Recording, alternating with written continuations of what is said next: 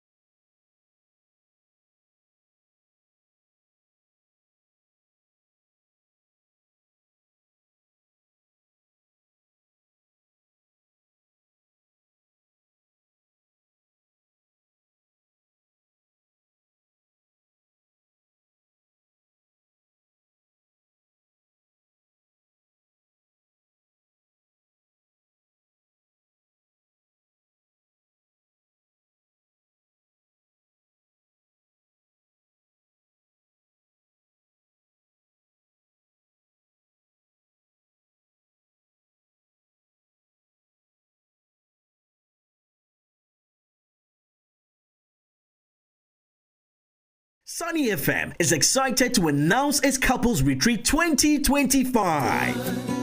Like a dream come true. The Couples Retreat train is heading to the beautiful city of Takoradi this year. Prepare for a refreshing and unforgettable weekend getaway at the Western Serene Atlantic Hotel, crowned with a special vacation at the Groove, a Sipon Beach Resort. Date 29th to the 31st of August 2025. Lock down the date and get ready to experience a weekend filled with warm fellowship, interactive and impactful retreat sessions, and intentional couple bonding activities that will leave lasting memories. Our time at the Groove, a Sipon Beach Resort, promises pure delight, horse riding, kayaking on calm waters, to relaxing couple walks, couple games, and beautiful moments under the sunset. It's a perfect setting to unwind and reconnect in the most memorable way. The weekend will cost 7,888 Ghana cedis per couple, inclusive of transportation. Registration deadline is the 25th of August 2025. To register, call or WhatsApp 0545 223324 0545 223324. Don't miss this special opportunity to refresh your love, strengthen your bond in a faith-filled and uplifting atmosphere. Let's make this a weekend to remember together. Trying to see the you're lonely. Oh, key steps 1, 2, 3. Make you fall in love with me.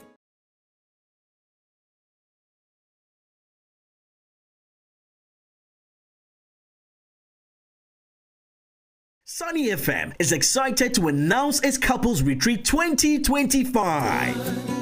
Like a dream come true. The Couples Retreat train is heading to the beautiful city of Takoradi this year. Prepare for a refreshing and unforgettable weekend getaway at the Western Serene Atlantic Hotel, crowned with a special vacation at The Groove, a Sipon Beach resort. Date 29th to the 31st of August 2025. Lock down the date and get ready to experience a weekend filled with warm fellowship, interactive and impactful retreat sessions, and intentional couple bonding activities that will leave lasting memories. Our time at The Groove, a Sipon Beach resort, promises pure delight, horse riding, kayaking on calm waters, to relaxing couple walks, couple games, and beautiful moments under the sunset. It's a perfect setting to unwind and reconnect in the most memorable way. The weekend will cost 7,888 Ghana cedis per couple, inclusive of transportation. Registration deadline is the 25th of August 2025. To register, call or WhatsApp 0545 223324 0545 223324. Don't miss this special opportunity to refresh your love, strengthen your bond in a faith-filled and uplifting atmosphere. Let's make this a weekend to remember together. Trying to see the earth on me.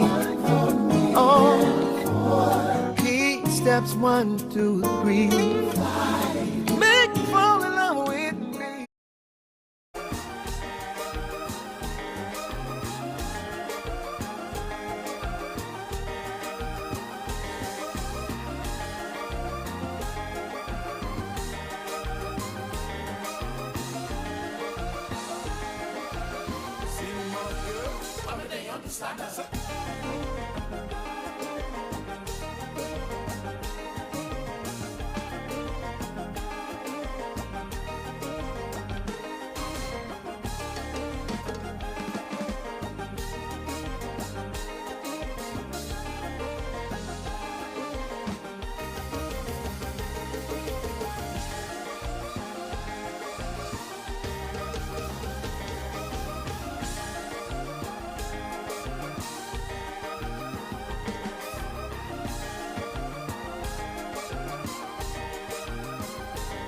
Right here, Sunny 88.7 FM. We're just about 12 minutes before 9 on the I Am Driving Sunny 88.7 FM.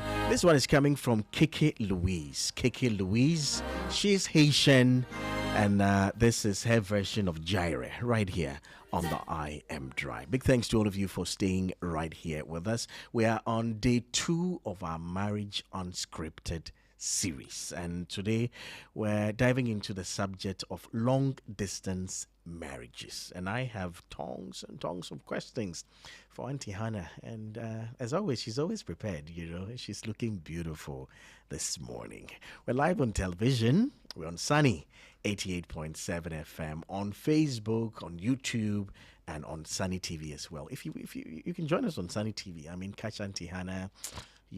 She's looking amazing in her glasses. Auntie Hannah, how many glasses do you have? Secret. Coded. Coded, eh? You have different frames for different, But Auntie Hannah, it's good to have you. The only Auntie Hannah Abrahams-Appiah. We love you here at Sunny. And I think there's no better person to do this discussion on long distance. Navigating long-distance marriages. I have been at a position where I've had a lot of our listeners who are in different, relationships, especially marriage, and spouses are not here, especially when I was on the drive time, and once in a while, listeners would have to call you about different issues. I heard stuff about trust. There's a gentleman in Japan. He said he teaches English in Japan, and he said, Ajuman, the woman is giving me wahala. Anything, anytime, and I'm in Japan. He said they are workaholics. We work our heart out, and when she calls and she doesn't get me, I'm in trouble. So usually my break time, I'll tune into Sunny on. He was telling me why when we are off tuning, we worry a whole lot of people. Okay. He said, I'll tune in for that 2 hours and I'll just lie down and listen to music because she stressed me, sir. And I'm like, but somebody in Japan there, why are you so stressed? Yes. But apparently, if you're in a marriage, you can't even be anywhere else. You can be stressed. Auntie Anna, we want to look at this subject. I want to start by finding out, some of the emotional struggles couples in long-distance marriages typically face. Okay. Good morning, Ajima, and good Good morning morning. to the listeners out there. Thank you for joining, and thank you, Sunny, for having me. Um, I was reflecting on this topic, and as I was preparing to come, I was asking God, what do you want your listeners to hear? Because everybody has a peculiar need, and everybody needs to hear something. But as I was sitting in the conference room, I decided to start with a story in answering this. I used to work with Environmental Protection Agency, and I was working in the Tema office. And my husband is a missionary pastor, so he was being transferred from one place to the other. So at a point in time, he was in Koforidua, and I work in Tema, and I lived in Adenta. So even though it was interregional, it was a long-distance marriage. And I had young children. And at a point, one of my daughters developed actually asthma because I was traveling too much with her. So too much of air went into her at a very early age. So I was advised, leave her for your dad. And he's a hands-on person. So I left this young girl with her. It's a baby, 1 year, 2 months. And he did an awesome job with two girls. Now, why am I using this? One day he called me at 1 a.m. and said, oh, when a child is running a temperature, what do we do? It sounded so casual. But the motherly instinct told me, something is not It's adding not up. just a temperature. But he made it sound so casual. And I was like, oh, you do this. But my husband won't call you late, 1 a.m. And so the emotional upheaval, I don't know if I slept throughout the whole night. But by 6 a.m., I had to call my boss. I'm not reporting for work. Picked the first available car, went back to Koforidua. It was not a little temperature. The girl's temperature was 40 plus. They had literally not slept the whole night. It means that this distance had left me feeling anxious. I was panicking. I was just imagining all the worst case scenarios. Even though I had been calmed by a man of faith. Oh, it's okay. She's just fine. It's just a little temperature. It was not a little. We ended up in the hospital, whether it's admission. I can't remember the details now. Now, because two people are married, first and foremost, that union of oneness gives both of them the, the feeling and the mindset that we are together. We are in this together. So, when you're alone, there are things you do alone. But suddenly when you get married, you kind of feel like a part of your brain is being also utilized by another person. Yeah. So every decision you make, you either consult or you think for that person. What would he think? What would he feel? So when your wife comes to ask for your opinion, it's not because she doesn't know what to do, but now she has submitted that mindset to your mindset. So let's think through it together. Now here you are, separated by distance. It could be interregional, it could be international, it could be like the Japan case where our conditions are different. We don't get to see each other as often. There's already emotional strain because of separation. So we cannot see each other, look eye to eye, eyeball to eyeball, hold hands. If your love language is touch, you are in for a big problem because all you can see are screens and will be tied to you if your data is not enough or the Or your network is bad. I mean, you just be seeing things and you will not be even hearing the person speak to you well. So this woman in Ghana whose husband is in Japan has a situation and calls her husband because she needs his mind. Half of her mind is literally, I'm putting it in that way, is in Japan. So she needs to make a decision. She calls him and he won't pick. She feels like you've put her mind on hold. Yeah. She feels she can't take a decision. She feels, I need him. Where is he? Why didn't he pick? Then for those with insecurity issues, it pops up. What is he doing? Is he talking to another person? Does he really think of us? Does he know what I'm going through? Because here's the woman maybe on the ground, holding the fort, taking care of the home, taking care of the children, managing the finances you have set. She has her own life to live, feeling overwhelmed and feeling you are actually free out there because you are not doing the parenting, you're only doing the listening. So she sees herself more as I am working, you on holiday. even though he is working and earning money to send, she still feels I'm doing more. If she's actually working in addition, then the complexity of parenting, managing, okay, all you do is just give me an advice. And I'm calling you, you are not picking the call. So that loneliness breeds suspicion, mistrust. You must be ready to pick. Yet you forget that there are time differences. I remember I used to call my mom 8 a.m. in the morning, and she would wake me up and say, Hannah, it's only 3 here. It's too early. I'm asleep. And I didn't understand why she's not picking the call at 8 a.m. For me, it's morning. Yeah. For her, it's not yet morning.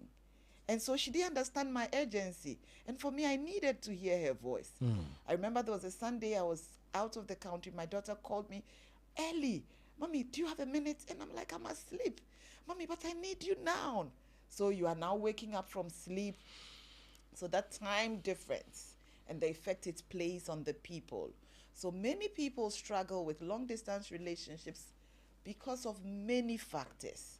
If the marriage was already properly built, they are friends, they understand each other, they trust each other. Even then, there will be tensions because of the distance. You are not sure of what is really happening. Why didn't he call me when he should? How much time can he have for you? 30 minutes, an hour. For those who work outside the country. In Africa, I can see you and smile. But outside, everything is time bound. Yeah. You do something and you miss 1 minute and you stand at the bus stop and you see the bus leaving you. Yeah. And that's your wife on the phone speaking loudly and talking, and you are missing the bus. And that bus you missed, you need another 30 minutes of waiting Before you get to get the next bus, and you would have lost 1 hour salary. And the next warning, you are being sacked. And so anytime you see her call, even if you want to pick, you are picking a bus. Yeah. So the conditions in the different countries influence behavior. And then our ability to understand one another, the conditions, the circumstances, the kind of day he had, who is cooking for him. Recently, I met a young friend. He had lost so much weight. And I said, why? He said, my wife is refusing to come to where I am. And so finding food at the end of the day is so difficult for me. So when I finish work, I'm tired. I forget to cook. I sleep and I don't eat. And he could see that his wife's absence was telling on him.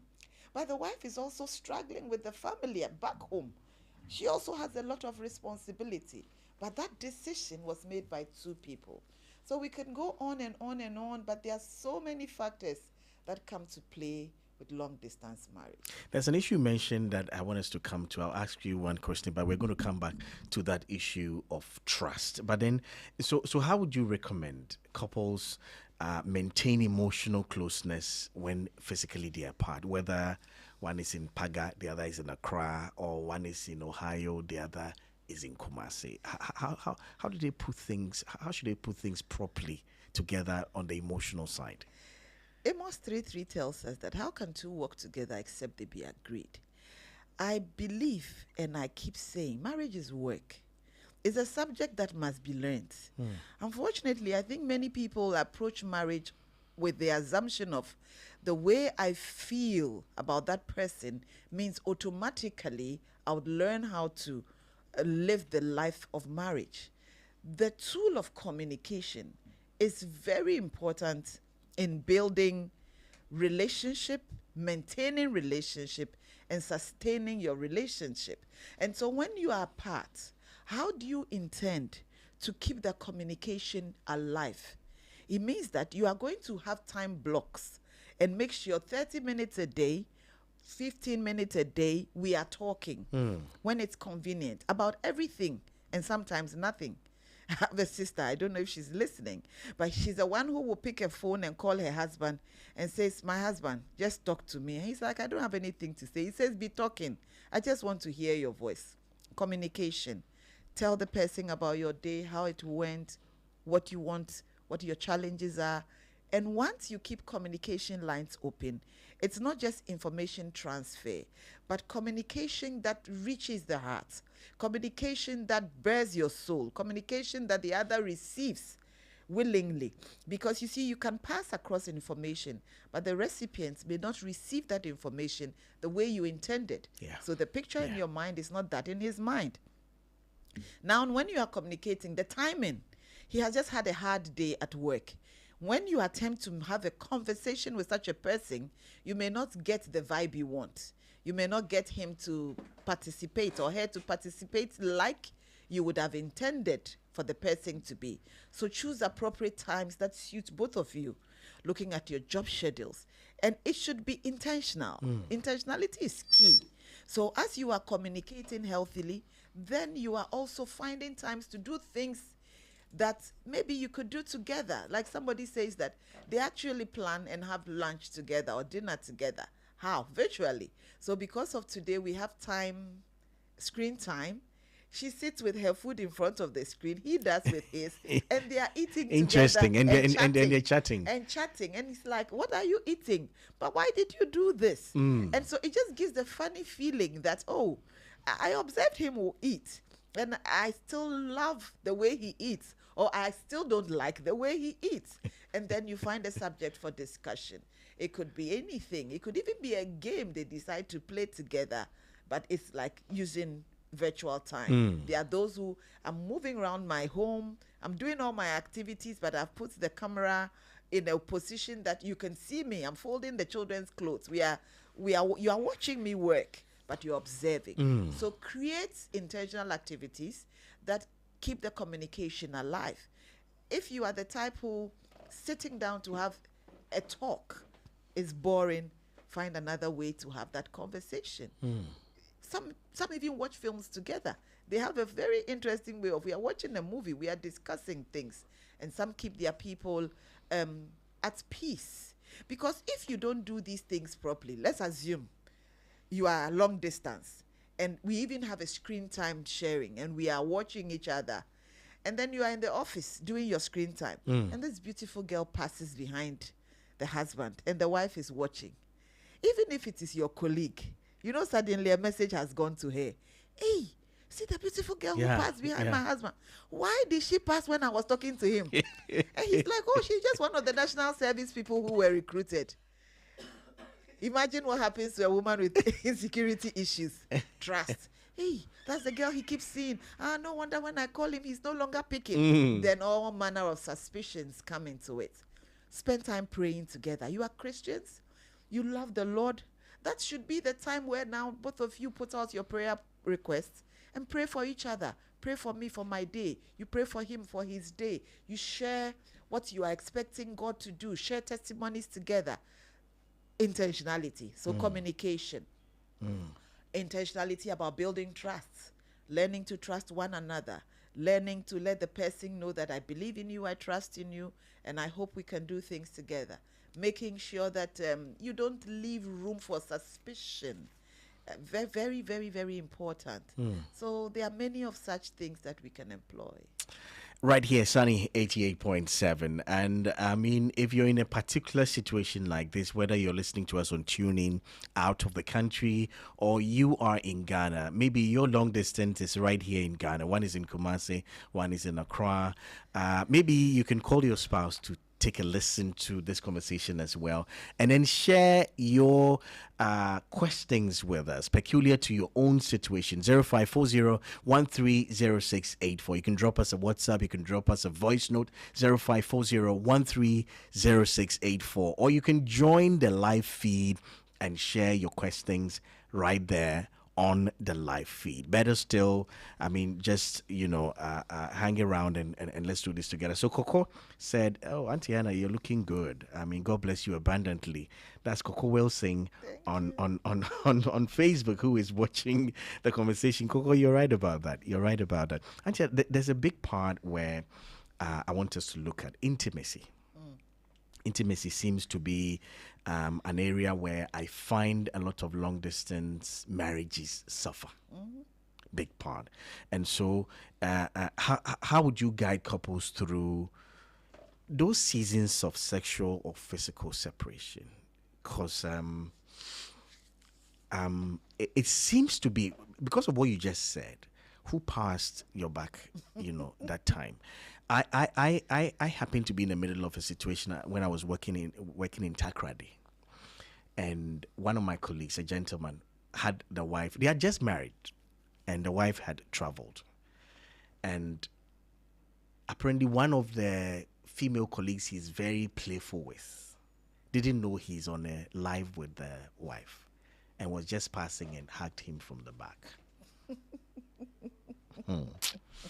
Auntie Anna, this matter, just hugged him. Hey, wish how you there, and then she passed.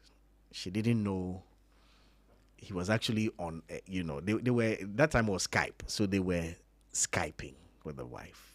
She had gone to work. She was tired. She's just watching her husband, and he's working. They weren't talking. I mean, they were just looking at each other on the video, just observing her husband. And then a lady in the office passes and hugs him from the back, say, "What's your hair day?" And then she left him. Just like that. Nothing onto her. She just did that and left. It almost brought... the marriage almost ended. But then, and I happened to speak to the lady because, I mean, she's like, "Oh, talk to my colleagues. I mean, this is nothing. She's just a colleague." But then intimacy was a big part. I mean, each of them was burning. And you are there and women are hugging you. How do you, I mean, how would you guide, couples through this? You see, this topic is a very delicate topic. And it is important to understand that there's a price to pay for every decision. Now, long-distance marriages come about for different reasons, like in this case you just gave, work. Both of you are aware that this work is going to separate us. And so there will be seasons of togetherness and there will be seasons of absence. And so just like before you got married, if you were a Christian and you adhered to sexual purity, then you know that there will be seasons of leanness where my husband is not there and intimacy will be almost impossible because he's not available. If not, you would end up getting your mind worked up, emotionally burning, like you are saying, physically, and if you are not strong spiritually, end up in things that you didn't plan to do. Now, both of you need that conversation that within these periods, this is what is going to happen. This is how we are going to feel. And this is how we are going to ask God to help us through the period. Set certain boundaries for yourself. So make up your mind that we will not stay apart for so long. For example, if it is interregional and I am in Tamale, you are in Accra. Once a month, I would make sure I come down. If it is within my means and if it's possible. Or we plan yearly conferences like you are about to do for the couples retreat. These are things you must be intentional about. What people don't know, that those 3 days you set apart to go for a couples retreat have a way of rekindling. You will not have all the intimacy you need to account for 365 days. But it has a rekindling effect that can sustain you for the 3 months or 4 months or 6 months you may be apart.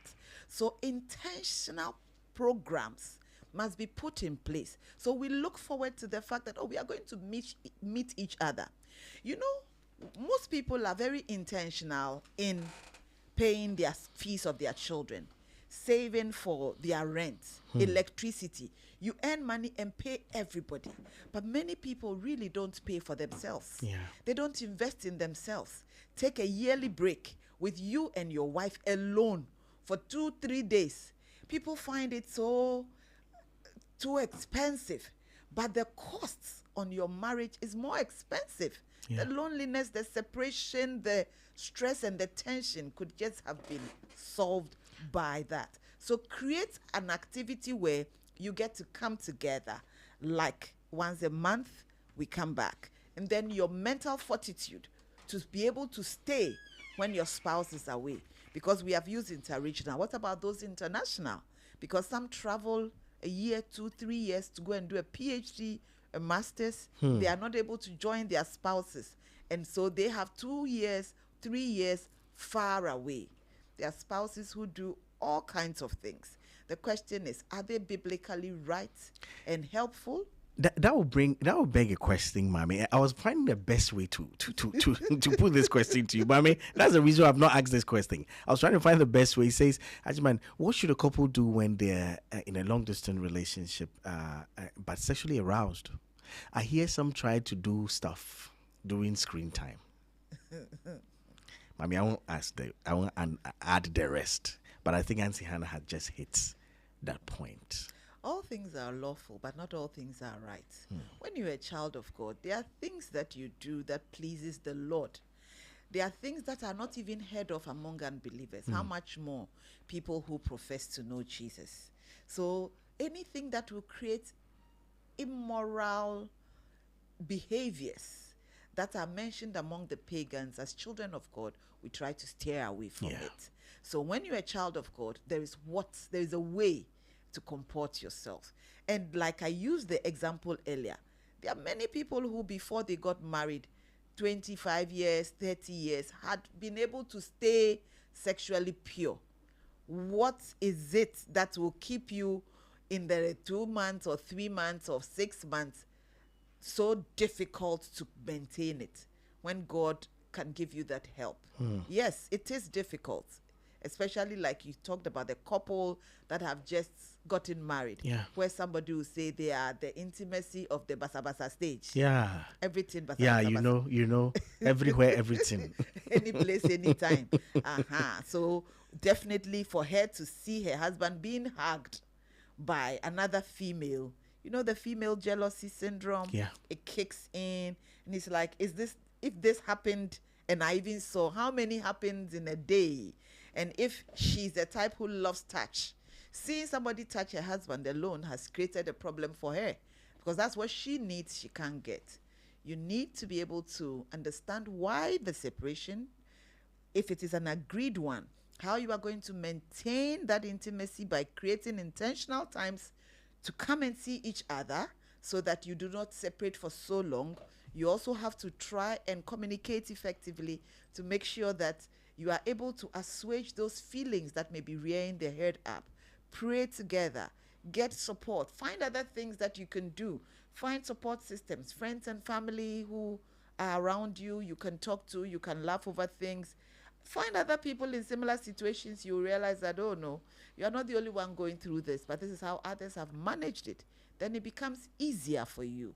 Many times people struggle with their problems alone, thinking their problems are the biggest in the world, not knowing others are going through, but they have been able to allow God to help them, get counselors to guide them, and get family and friends to support them through the journey. So these are some of the things. Yes. I mean, I have a question which is like what I have prepared, but then let me look at a few of these because our time. Mommy says, and what if there's one spouse is okay, but the other is just, insisting on these telecommunication strategies, to stay close. One is saying, listen, let's stay off it. One is saying, let's do this. That's there. But somebody has brought in a question as well, and I'd like us to look at it, and then I'll get back on track, okay? She said, or he or she said, she's saying, I have found recently out that my husband had a sexual addiction, and we are now apart for some time. And so it's long distance, but she's just found out that he's had maybe dealt with, you can clarify for us, but then she's had an issue with sexual addiction, and now they're apart, and so I think helping to deal with the person out there, you here, even if there's no sexual addiction issue, how would a person deal with this? Now you know that he's got a problem, and you're not even together now. You could have solved it. You could have been there for him as whatever, free, you could have been available for him. But now he's somewhere with his problem, and you are here. Jima, you see, addiction issues are delicate topics. And when you bring the two, marriage, intimacy, and addiction, they are two separate topics. Yeah. Because somebody who has an addiction problem, one, may have had it before he got married. Two, may have developed it in marriage because of the things he watches, because of the things he listens to, or because of the people he hangs out with. So sexual addiction is a problem many people have because that urge that God puts in man, that sexual urge, is biologically normal. But when it is not properly managed, then it becomes abnormal. So the abuse comes because of the abnormal use of the body based on these sexual urges. And so many people use various methods to create sexual satisfaction, which eventually develops that addictive problem. Now the problem becomes addictive, just like a smoker, somebody who is in alcohol. There's porn addiction, sex addiction, and each of these ones are crazy problems that need therapy. They need professionals. But somebody will go to Rema for a rehab for drugs. But when they have sex addiction, they don't go for the problem. So he gets married and he has a sex addiction. The wife cannot solve that problem because couples with sex addiction would want to sleep with the wife 5 times a day. She's human. She goes to work. She burns out. So she can't be the solution to his problem. He needs help. Yeah. Such a person needs to recognize I have a problem, talk to the professionals. Not just everybody can help you. Be mindful of who you share your problem with. Some people, you have just given them information to use against you. Some people will claim they pray, the typical Christian syndrome. Oh, will pray about it. They never pray. But there are people who genuinely will guide you, scripture, prayer, help, and help you detach from this habit. So that man needs healing, and the wife is not the one to give him the healing. He needs to find it on his own by recognizing he needs help. She will do her part and play her role as a wife to help him when they are together, but not to be the reason of being with him to solve his problem. So there are 2 separate issues that shouldn't be mixed.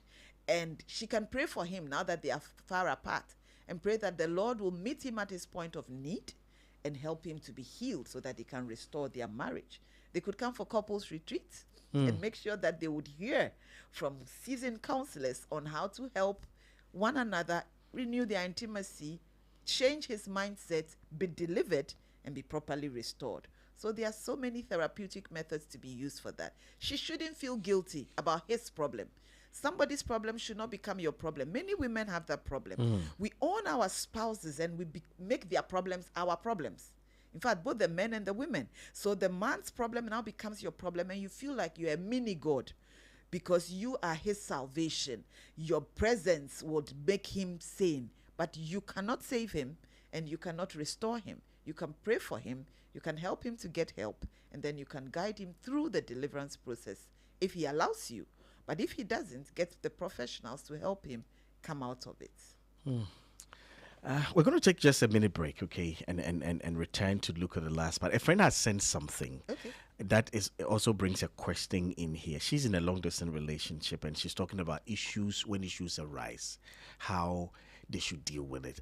So before we return, when disagreements arise, what would be the best way couples, should go by it without escalating with text messages, voice notes, and all of that within the space of disagreement? You're not here, I'm not there. And sometimes when we return, this is what I want us to deal with. Then you assume the posture of the text message. Meanwhile, it was just, what do you mean by this? And you say, wow, what do you mean? There was no why there. It was just, what do you mean? That was just harmless. But because of the posture. So long distance relationship or marriages, it's a big issue. When we return, this is what we will deal with. In the meantime, for those of you who are hoping to join us, it's time you give us a call. Jennifer is on standby. This morning, a lot of you have been calling. Book up your spot, make a quick deposit, and then between now and the 26th of August, you can find a way of trying to catch up with the cost, or better still, pay up and book up your room. For those who are coming with children, we make arrangements for you, so it's better you call earlier. Those who are looking for adjoining rooms, those who for some reasons can't have the children out for this couples retreat, we have a whole play area for the children. We bring in people who help them so that your sessions can also be handled without the issue of your children. So talk to Jennifer, those who might need extra mattresses and all of that. We handle all of that during couples retreat. So give a call right now, 0545 223324. 0545 223324 or 0243 664623. We'll return right after this. One of the wonderful experiences I've ever had. The discussion is excited to announce its Couples Retreat 2025. Like a dream come true. The Couples Retreat train is heading to the beautiful city of Takoradi this year.